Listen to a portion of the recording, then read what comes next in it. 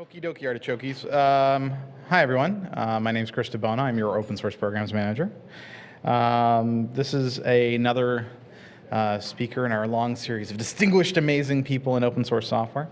Eben Moglen, I met first, I think it was around the DVD CCA case. It might be.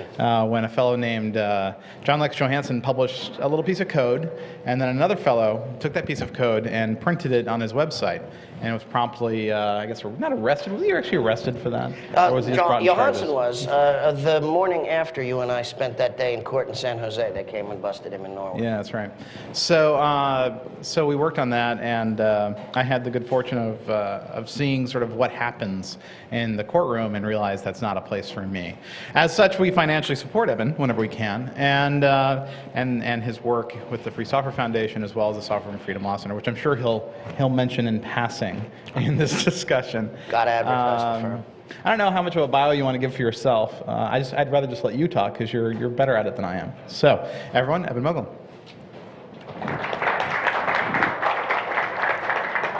Well, thank you. I'm going to pretend then that I don't need a biography and that we can talk about the future instead of the past, which is what I'd like to do. It is a privilege and an honor for me. I've been waiting to come here. Sorry for interrupting. This is also being recorded for the public, so keep your questions public friendly. Thanks. There you go.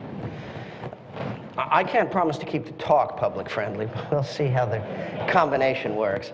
I've been waiting to come here for a long time, and it's a great honor for me to make a first visit here. I have been working with free software programmers long enough to have spent many years of my life responding to a question that goes, well, free software seems to be sort of good at imitating important stuff done by other people like Microsoft, but it never really does anything new, does it?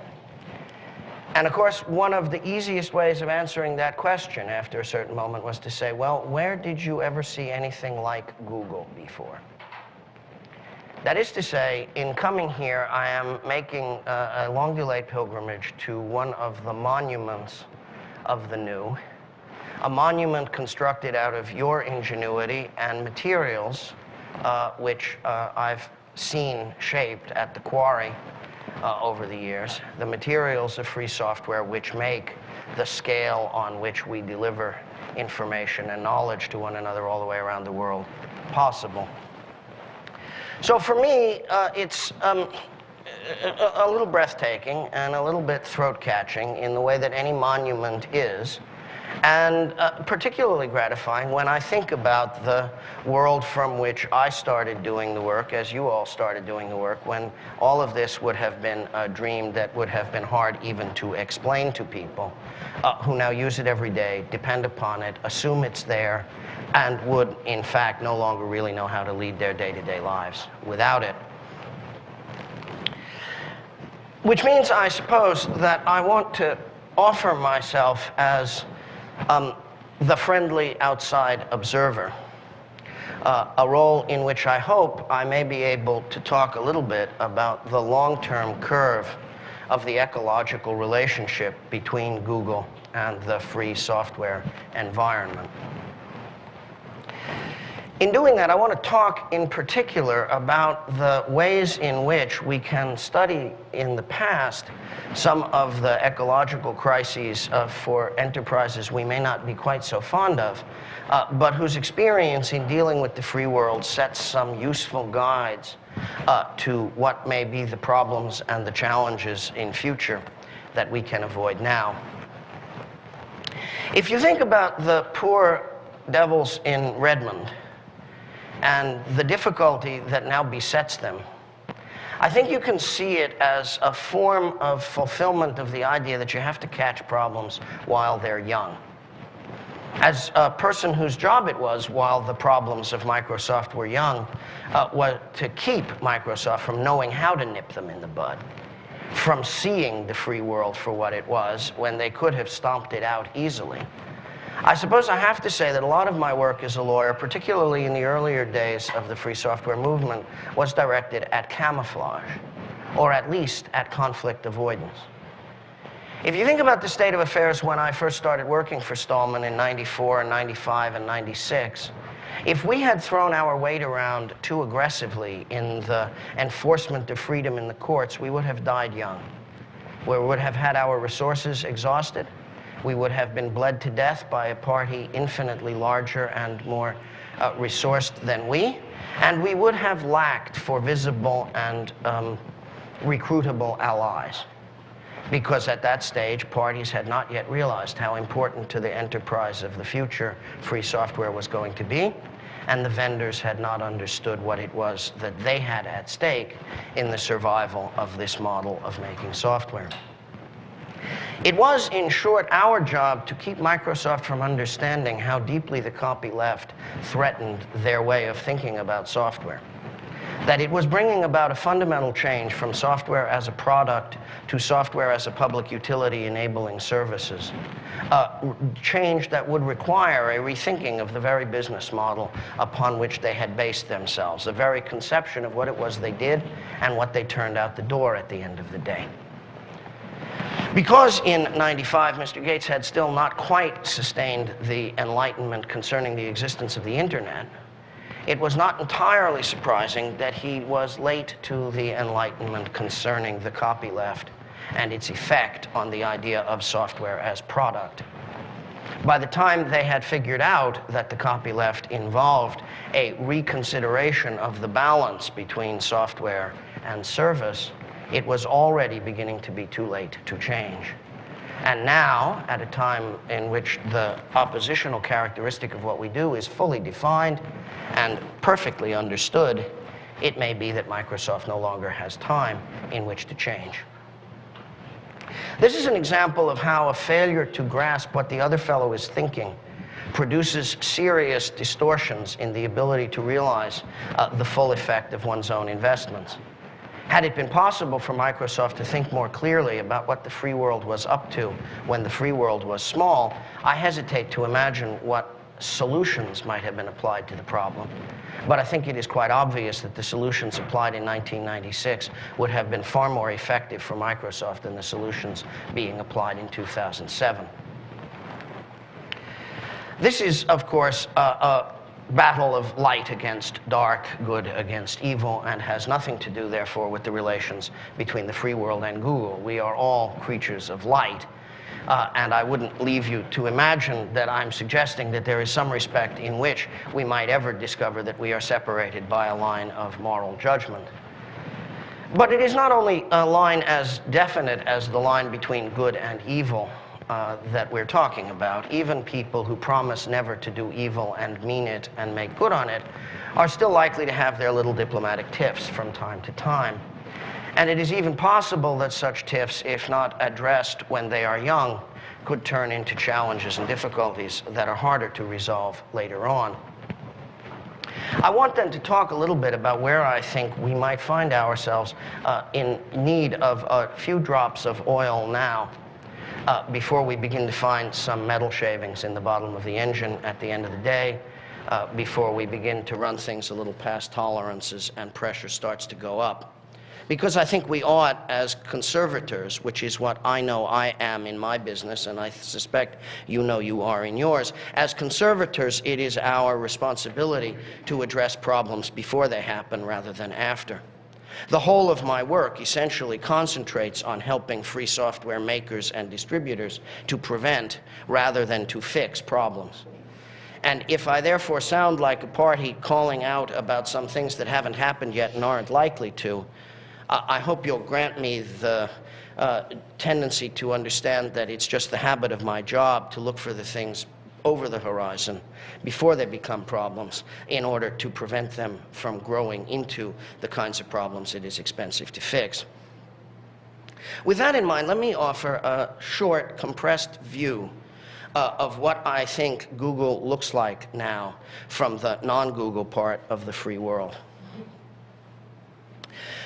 In the first place, as I'm sure you recognize too when you think about the new investments in hardware, Google looks like the first industrial strength part of the 21st century economy, moving to cheap hydroelectric power the way 20th century industrial corporations like aluminum smelters moved to cheap hydroelectric power. In other words, a landscape-altering presence in the free world. Landscape-altering at a level of ecological significance which makes you at once the largest and most complex organism in the entire ecosystem. Dependent, as all organisms are, on surrounding parts of the natural environment.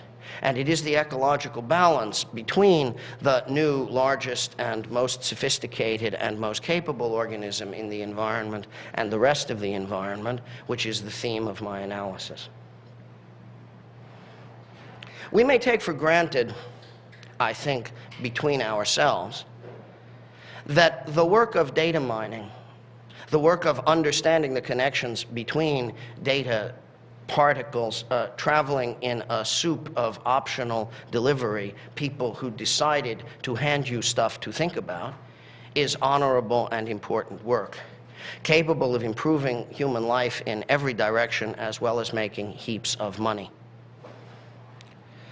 But precisely because it is power, because it makes money in vast quantities, because it consumes power in vast quantities, and because it depends upon skilled brains and free software, it is an ecological intersection where the trust of all parties must be carefully maintained. The data upon which Google operates, it gains on an opt-in interface.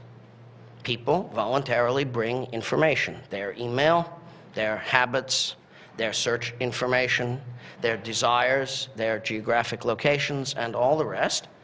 And they ask for that data to be conserved for them, reprocessed for them, redelivered to them in a variety of powerful and useful ways, allowing the parties who undertake that effort also to make inferences from that data for their own profit. This is a perfectly respectable activity. There isn't a thing in the world wrong with it, and it is changing the face of human life. But it's important to recognize that it is possible because the interface is an opt-in interface, because people have voluntarily brought their data there under terms which they either do or at least can understand. It would not be right, however, to think of the software, the executable software taken in, as coming also across solely an opt-in interface. It comes, in fact, on an opt-out interface. If you think about it on the other side from you, you are the opt-in parties. You accept code under licenses, rather than taking in data under terms of service of your own. The consequence is, at least in theory, that the licenses under which the code you take in comes to you could establish limits or bottlenecks or sources of limitation of your use of it. Generally speaking, of course, at the present time, that isn't true. Vast amounts of code are taken in under licenses so permissive as to limit in no way what is done with them. And even the most complex of the licenses under which code comes in at the present time, the copyleft licenses, GPL, and its near neighbors, place no substantial restrictions on any of the activities within the ecological frame that Google wishes to perform using that code. This is as it should be. And I want to emphasize that from my point of view, it is desirable that it is so. It is not, however, in the nature of the universe that it is so. It is in the nature of the social compact, which is free software, that this is so. And in the very same way that there are conceivable structures of response to Microsoft embodied in the copyleft, no, you should not treat software as a product which is secret until purchased. No, you should not treat knowledge about the operation of computers as a product only the rich can have and only in the quantity that they can afford to consume. No, instead, software is a commons responsive only to the need for the free movement of information.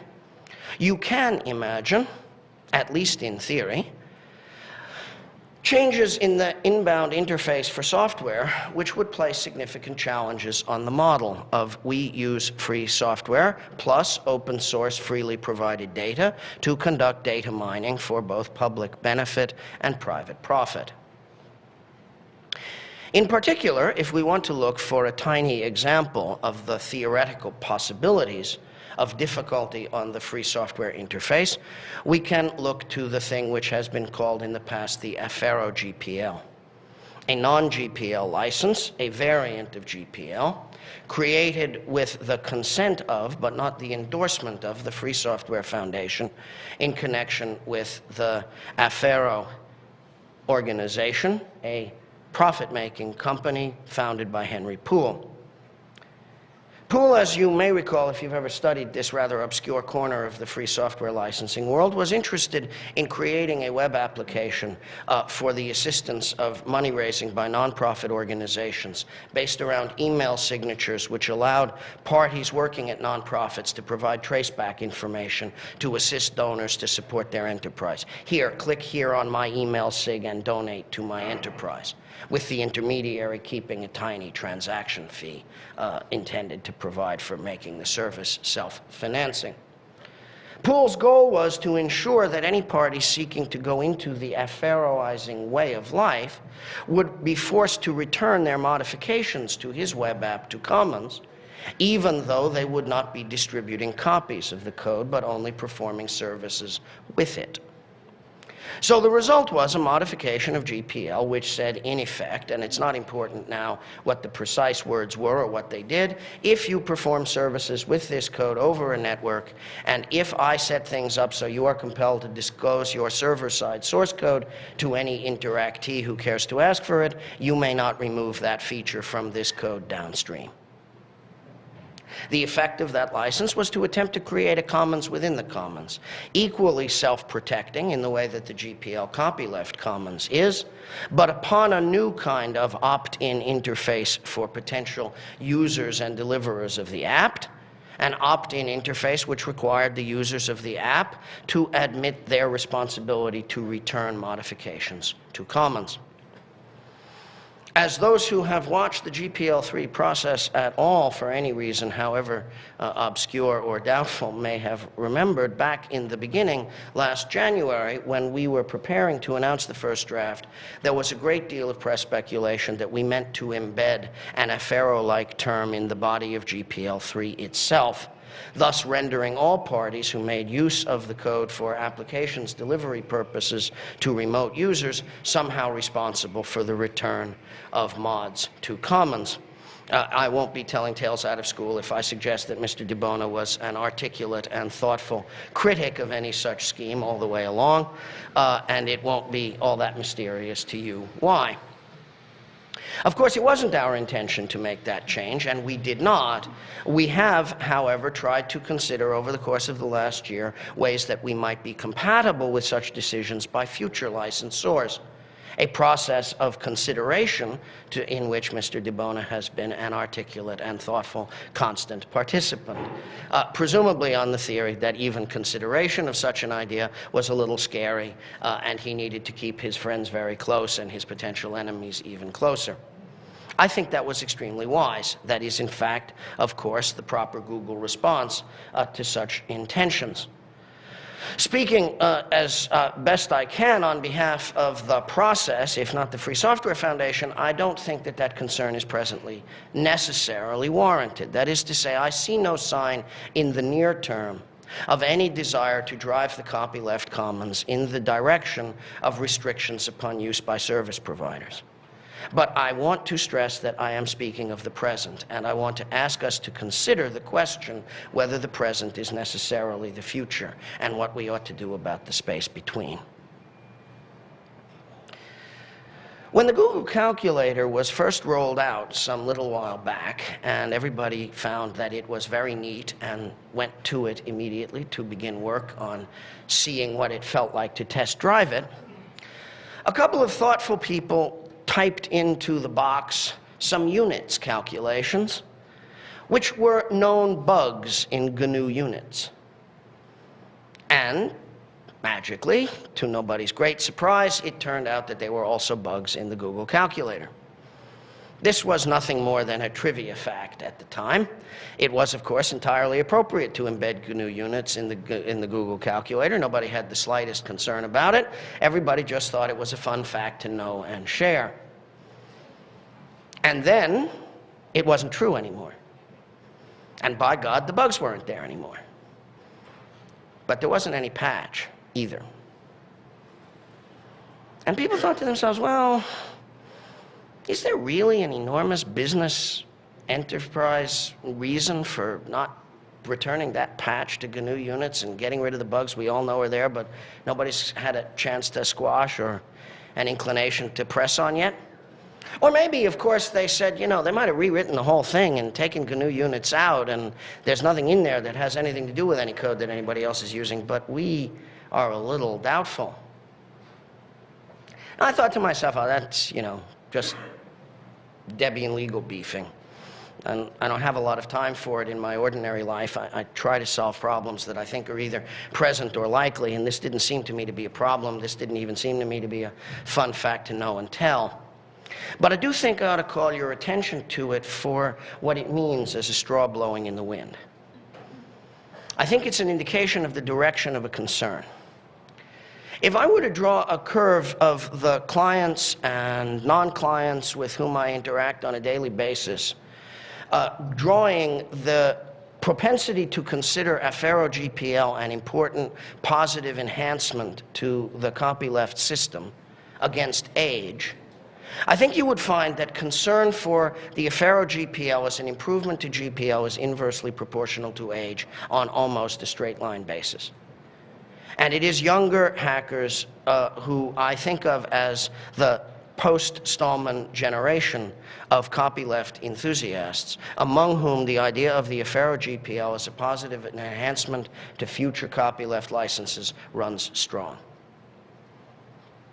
I think it is desirable not to strengthen that position any further, and I think it is rather simple to make it go away altogether.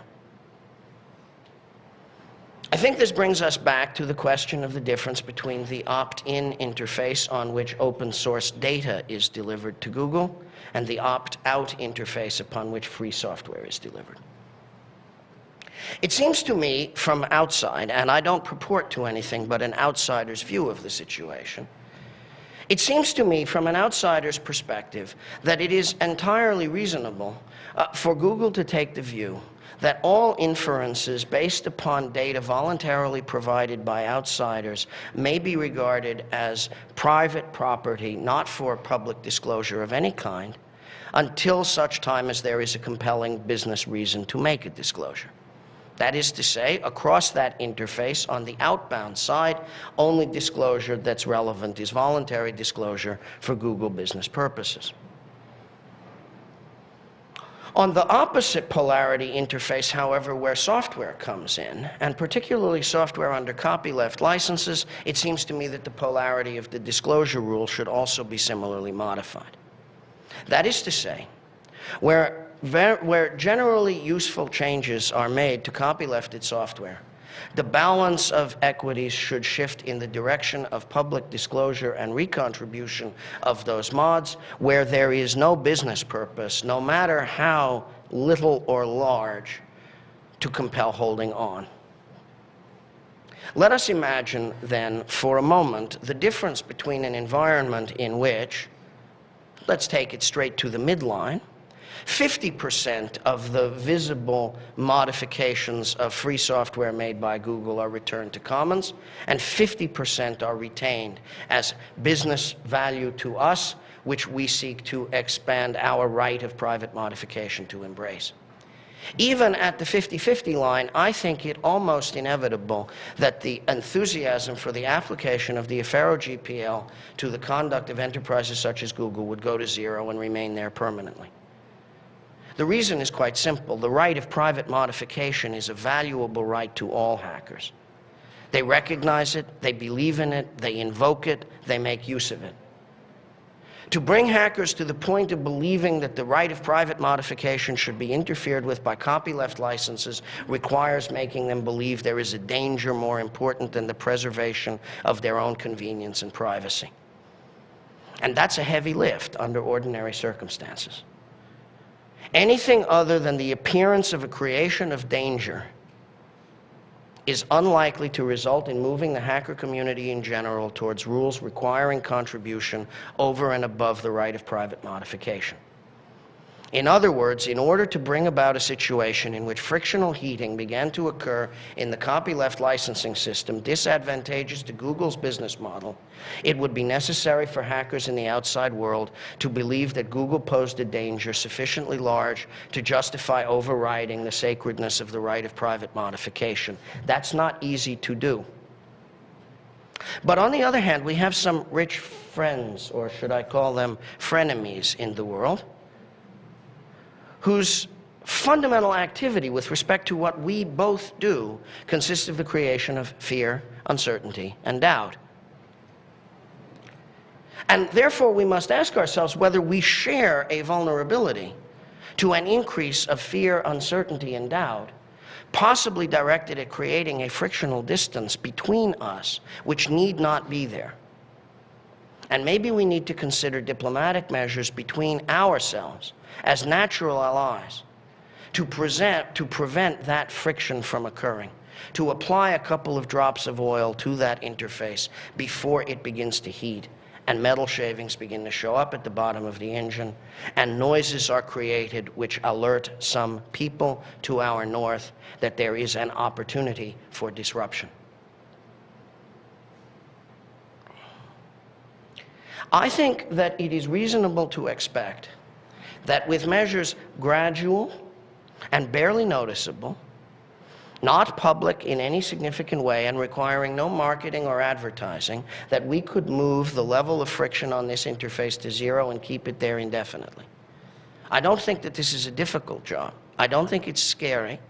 I don't think it raises significant problems for anybody. It may be that I don't understand some portion of the problems it would raise in here, but I have long experience in discovering that there are ways of resolving even problems which people very knowledgeable and thoughtful about free and open source software have in their businesses. That is, after all, the place where I tend to work. So I believe that there are reasons for taking another look at the question of publication policy at the software interface line for the purpose of avoiding future difficulties of which others might take skillful advantage to both of our regrets. I also think that this has significant effects on another second-order aspect of the ecological relationship between Google and the free world. Because, of course, the free world contributes two things to Google of extraordinary value. One is executable software, and the other is you.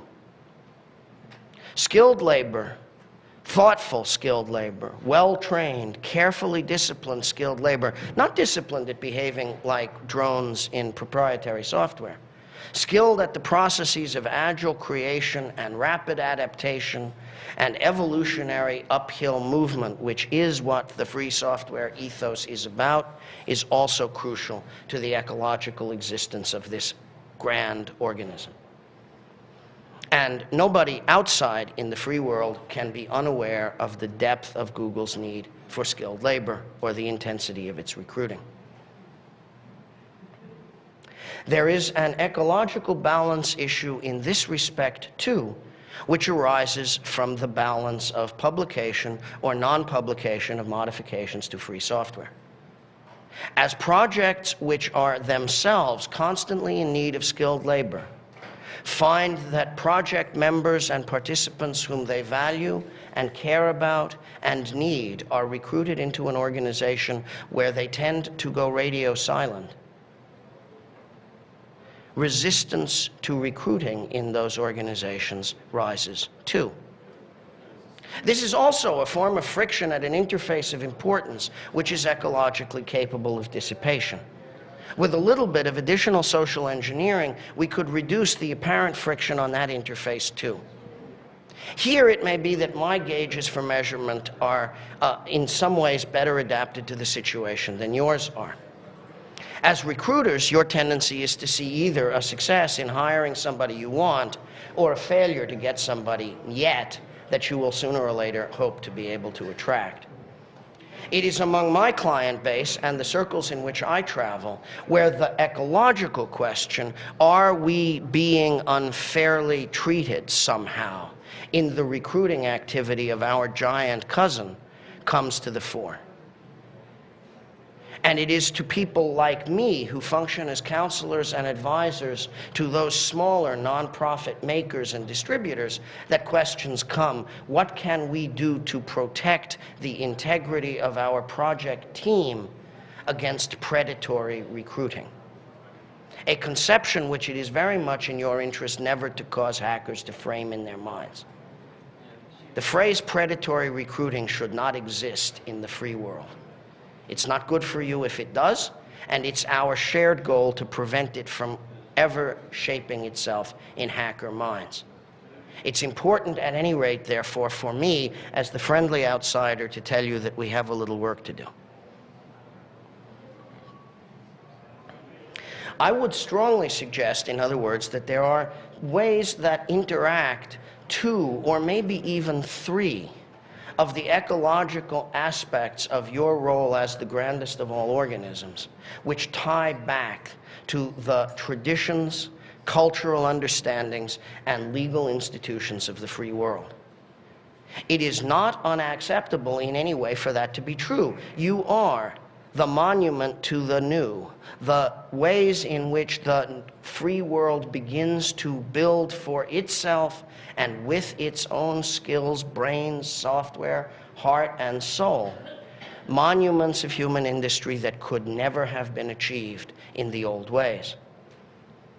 And it is true, of course, that even for hackers, change is sometimes unwelcome. I know that as well as anybody else in the world right now, because the minute I began making GPL3 with Mr. Stallman, GPL2 became perfect. As you notice, people who had their doubts, their uncertainties, their fears, even sometimes made querulous statements to the press and other websites about GPL2, suddenly discovered that they loved it like a brother, that there was nothing wrong with it. I have come to the conclusion that the only way to complete GPL3 with total unanimity of love and endorsement is to announce the beginning of GPL4. Change is always hard, there's no question about it, and there is therefore also no question about the fact that some portion of the friction I am talking about is simply the result of the free world's own difficulty in accepting change. Once upon a time there was the free world and no Google. Now there is the free world and Google, and even that in and of itself can be sufficient to create resistance. And to that resistance there is nothing to be done but wait. Be patient, be friendly, be cooperative, be who we all are, and it will ease, as it will ease even about such obviously frictional subjects as GPL version 3. But it is not only simple resistance to change. There are genuine questions of ecological balance, genuine questions of resource commitment and allocation, genuine questions about the underlying principles of share and share alike, and they are real and they should be faced really. I shrink from saying openly, lest some background noise begin to start somewhere in the conversation, so let us say we should face them freely, and understand by which we mean candidly and with some sense of mutual trust and mutual engagement. This can be difficult when you are powerful, because there are many people who interact with you who have no power at all, and they wonder about the disparity. Let me offer, from the news of the last couple of weeks, another last example. If you are a lawyer who specializes in thinking about government subpoenas to data miners for information government could not get any other way, there was much to be pleased with in recent announcements concerning privacy protection here. It is useful if somebody sends you a subpoena and says, could we please have all searches conducted from a certain IP address, to be able to say, I'm sorry, we don't have searches from that IP address. We have searches from a cluster of up to 256 computers, one of which might be that one, but we can't make a meaningful return on the subpoena. And in that sense, to a very small number of lawyers, of whom I guess I'm one by, right of having trained the others or something, it was a welcome announcement, which was greeted among almost all the people with whom I spoke that week, from 12-year-olds to the CEOs of major software companies, as a total joke and a complete disaster. The reason was simple, and it's obvious to you as it's obvious to me and was obvious to them. There is, of course, no difficulty about inferring the bottom 8 bits of the IP address. In fact, if you deal routinely with customers whose IP address is dynamically assigned by their ISP each time they make a connection, you have to infer the bottom 8 bits of their IP address in order to maintain any stability of calculation about who they are. And once you begin differentiating people inside a household who use the same computer, even the bottom 8 bits of the address are no longer really important. You're inferring an additional few phantom bits at the bottom of the IP address, which generate information about the specific user of a multi-user machine. So the tendency among the non-lawyers in the technically sophisticated community with whom I spoke was to say, Google has just given us a gold brick. All they've done is tell us we're not going to keep any more of the data that isn't reliable and that we don't need anyway. And we're going to go on doing exactly what we used to do, which is spying just as much as we used to spy. Well, I said, up to a point I can certainly understand what you're saying, but you might want to consider the legal implications of what they've done and understand those as independently valuable to privacy. But the lay readers, talkers, thinkers with whom I spoke in the week of your announcement pretty much waved all that away. And I understood why they did it, and so do you. Here was an instance where a little bit more candor and a little bit more depth of discussion would probably have been extremely helpful. Not because there was a bad story that really existed and needed to be diffused, but because it was hard to get a good story out over the technical insights of people who may not have been able to go much further than what they thought was a shrewd technical notion that you were giving away ice in the wintertime. This is a consequence of the very nature of the ecological relationship between the large and the small, and the concentrated and the decentralized. It's a consequence of the existence of life as the grandest organism. One could think of it in terms, I suppose, of a kind of social duty, noblesse oblige. But I think, in fact, it's more than that. I think it's a law of ecological life. I think it's a law of what it means to exist in a world of organisms of different sizes and powers, where you are yourself the largest, the grandest, and the most capable. It seems to me, then, that what I'm asking, because indeed, of course, I'm always asking. I'm a lawyer. I can't go anywhere without asking for something. Chris assumed I was going to ask for money for the law firm, but the truth is that money for the law firm is the least of it. I think what I'm asking for is a partner in the discussion of the ecology. I think what I'm asking for is a way to raise questions of the long-term ecology of relation between the free world and Google as an entity unique and special and precious beyond words. I think what I'm looking for is a way to commence dialogue, not about what we have to do today, and not about what we have to do tomorrow, but how we begin to think long about what it means that this is the achievement you have built, and what it means about the relationship between you as builders of this from inside and all of those other parts of the free world who both admire and sometimes fear what you have made. And I think I'm asking for that in part out of my own particular concern for the welfare of the people who may not understand or be willing to trust. But I think I am also asking for what I ask for in the knowledge that there are those who will profit from our divisions deeply, shrewdly, now that they realize them, and dangerously. We are not yet at the point where we can think of this as an ecology troubled only by the problems of peace. This is also an ecology troubled by the problems of war. I hope to live long enough in the work I do to see the end of that phase. I believe that it is possible to achieve it. We will, I think, be able in the end to restructure the global IT industry so that there is no party that denies the value of commons or the existence of a reason for coexistence. It will take work, it will take effort, it will take money, it will take luck. It's like any other war. You have to fight it until you win if it's important enough to begin in the first place. But even if we had succeeded now beyond our wildest dreams in creating an age of peace in the global IT industry, even if we had succeeded in embedding the idea of commons so deeply that there was no committed enemy to it, we would still face this problem of the diplomatic relations between the large fish and the small ones. Because I don't want my clients to become Google, don't make the mistake of thinking that that's because I don't like Google. It's because my clients will always be the small fish. Somebody's got to look after them. You can afford excellent lawyers, lots of them. I know just how many there are because I work with just how many there are. My clients can't have any others. There aren't any others for them. There won't be, in the near term, any others.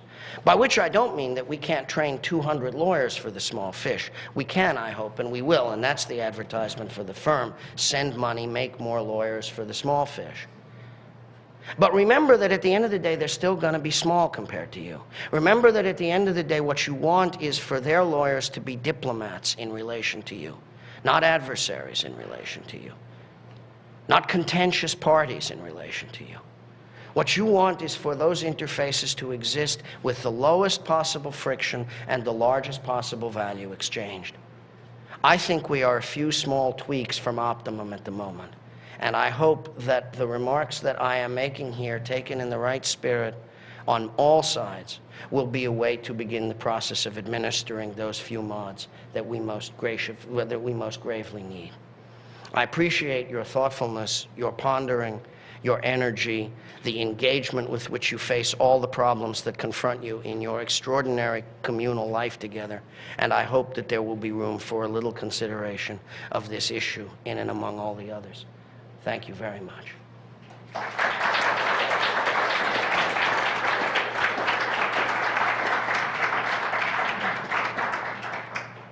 Questions?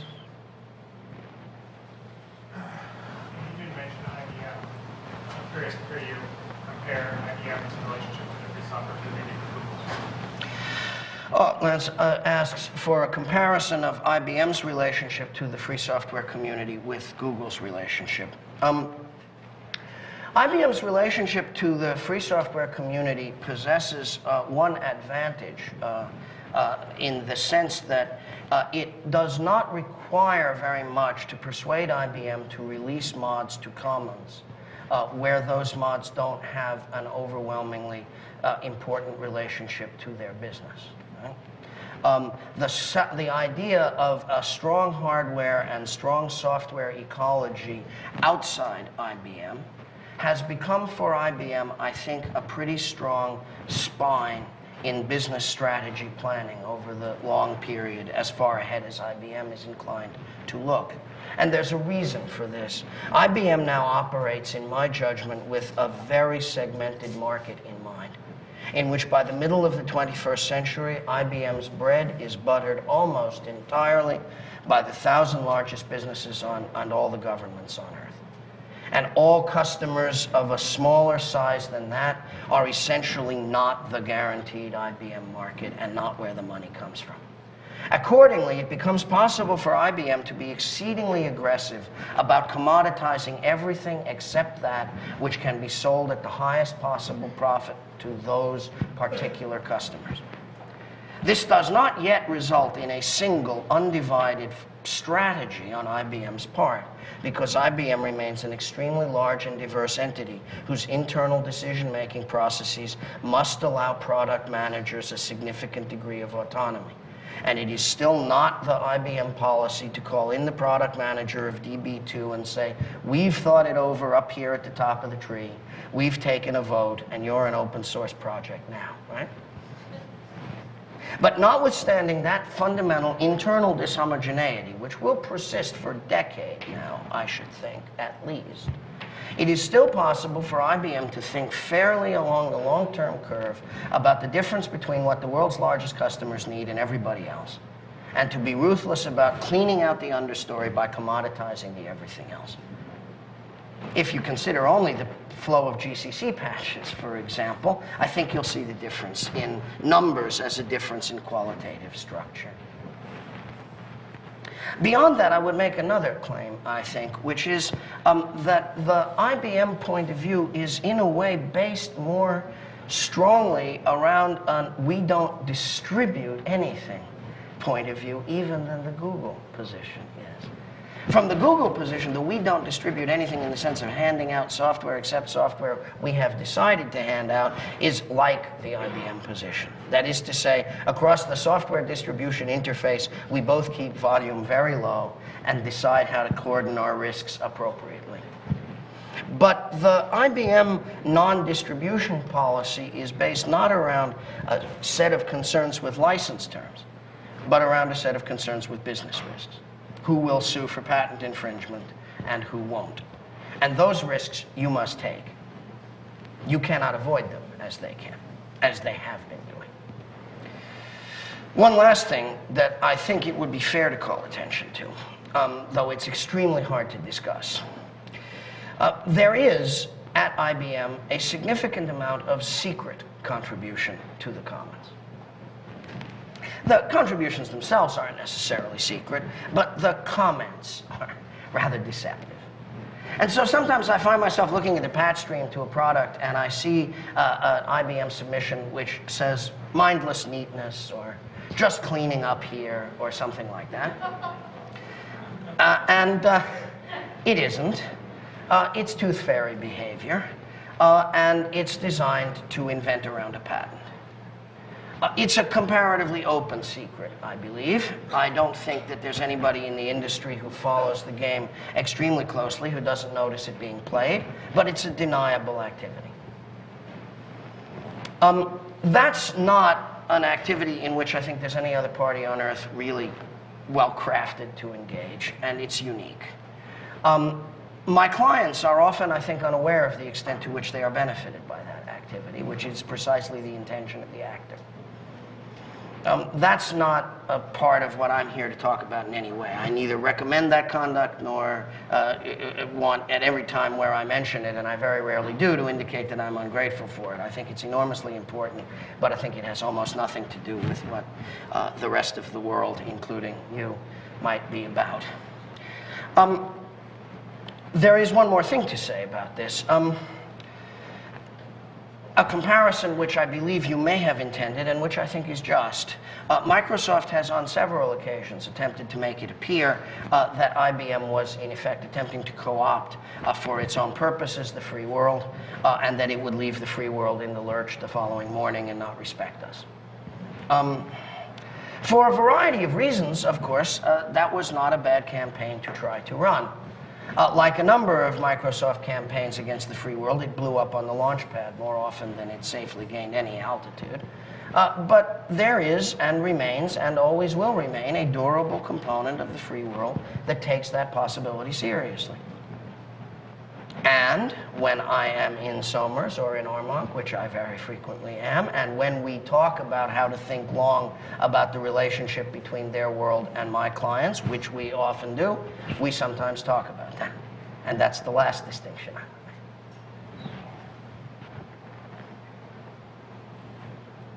So, on the subject of contributing to the commons, at more than one organization, I have found that the reason that patches do not make it back is just because there's so much trouble. That you have to prove to the outside world that the patent satisfies a general need instead of one that is purely local to your organization. You have to adhere to the style of the external project. You have to have extensive design discussions. So there is a very strong temptation to just not go through the work.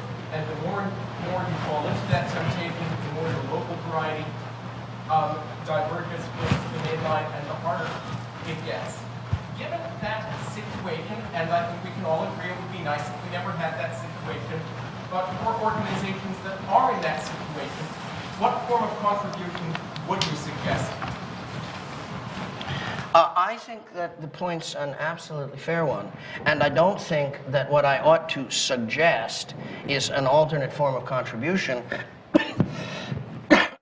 You and I both want to demand and work for is reduction of friction in the contribution processes of important and significant projects.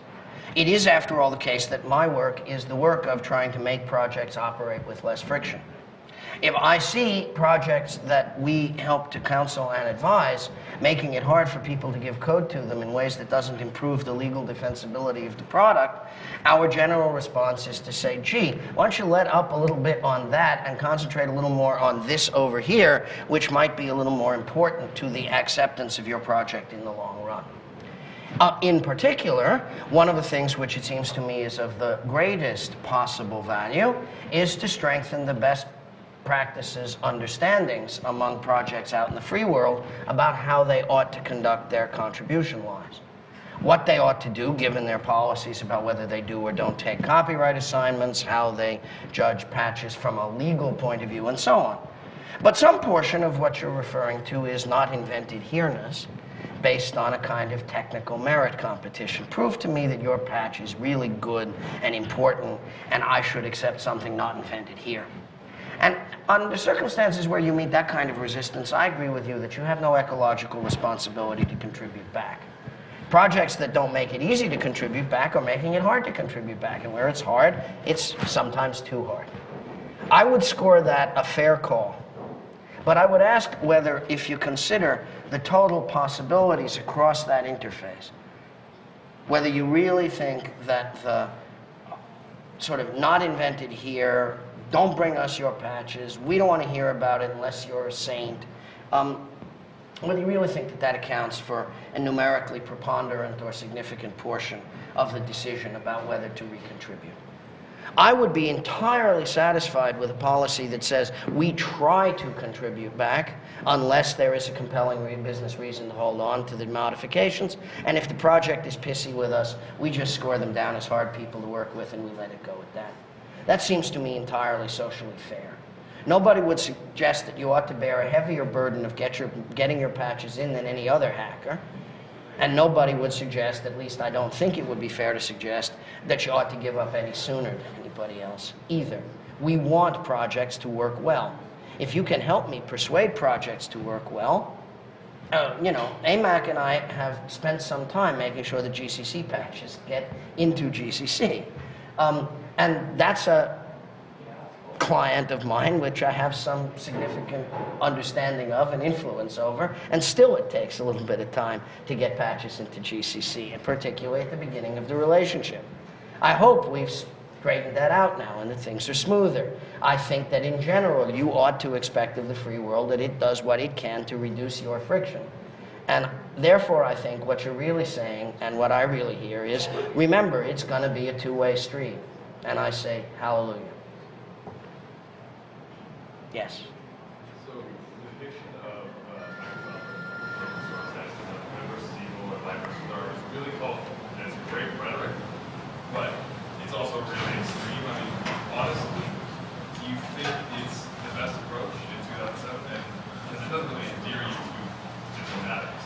No, I thought you were. I thought you were hearing the irony in the way I described it. I would say that the fiction of light against dark is too colorful to be true, and I would say that the fiction of don't do evil is too colorful to be true too. What we ought to do is recognize we all live in the real world, and nobody's fairy tales are the lights we actually drive by out there. But fairy tales are important, and they have function, and you have yours, and the free world has its, and Microsoft has theirs, and when I refer to them, you can sort of hear the scare quotes. Yes?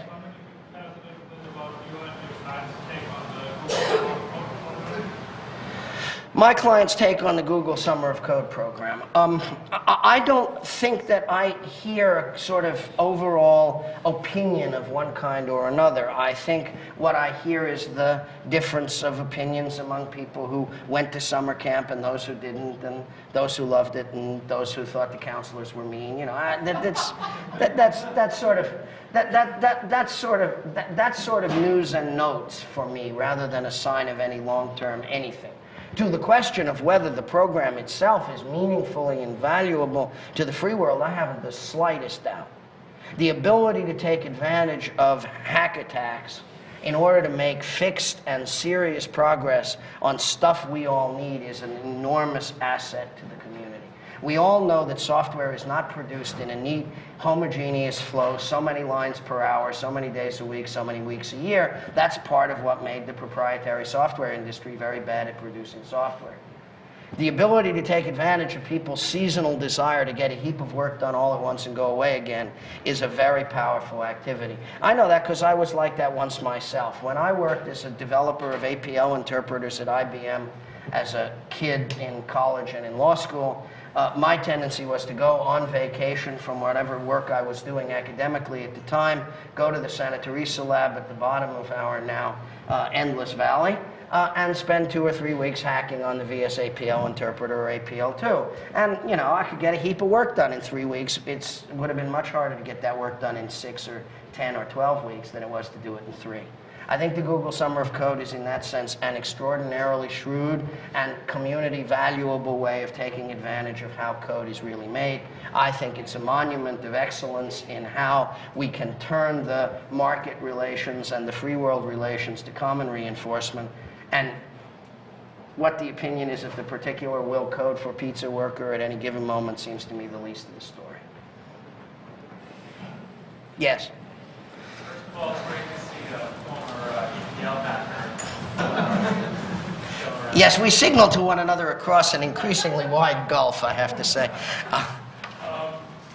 My question has to do with a thread that's been through your talk to some degree that I don't know really came out in an explicit way, which is the degree to which the perceived threat of Google, fear of Google, distrust of Google, is not necessarily related to whether they give back to the open source community or not. It has to do with larger issues of trust, of big versus small, of data, privacy, just scariness, the ability to communicate, etc. Now, this is a general problem, of course, one that could affect any user of Google, but the open source community has a particular amount of leverage should they decide that Google was evil for any of these other reasons. So I wonder if you could talk a little bit about that, how we might approach that problem. On invitation, of course, I'm delighted to talk about it. The question then becomes, are you not really also calling attention to the problem of the long-term ecological consequences of general suspicion?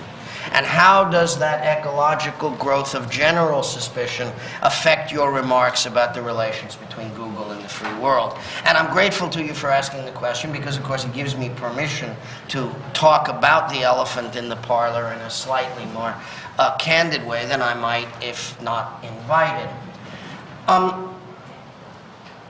One of the things which we knew even before New Yorker profile writers started to get to it is that the state has fundamentally lost its advantage in the collection and dissemination of intelligence.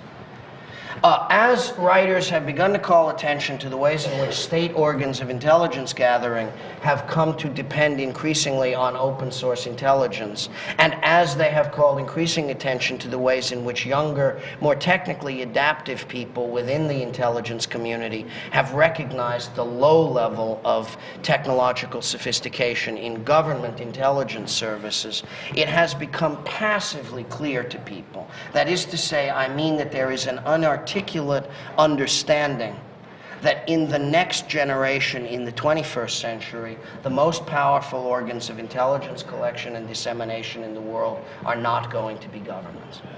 And moreover, that government intelligence collection and dissemination is going to concentrate on the few traditional areas in which government intelligence gathering from satellites and by electronic interceptions is effective. That is, against military targets, against strategic assets and resources, mostly having to do with the deployment of violence. When it comes to other aspects of traditional intelligence gathering, assessment of economic activity and potency, assessment of trends in society and political ideas, The primary palm in the collection and gathering and dissemination of intelligence is going to be held by private parties, and for this purpose, private parties means you. This is an intrinsic and unquestionable element in your relation to the outside world. You risk identification with the CIA of imagination. And what is done to reflect that problem outward in a revised and harmonized and humanized form is an important part of your relations to the public at large. It is a crucial aspect of the situation. But what I would say about it is that it risks the creation of a supersaturated solution of distrust in which seed crystals of particular kinds may cause a sudden phase transition in parts of the solution which are nearest to your intake filters. And because I have pointed to the free software flow critical to your day-to-day economic and long-term strategic welfare, that is a particular place in which a sudden phase transition from a solution of miasma of uncertainty or not clarity of trust might suddenly give way to a desire to do something that will stop the train.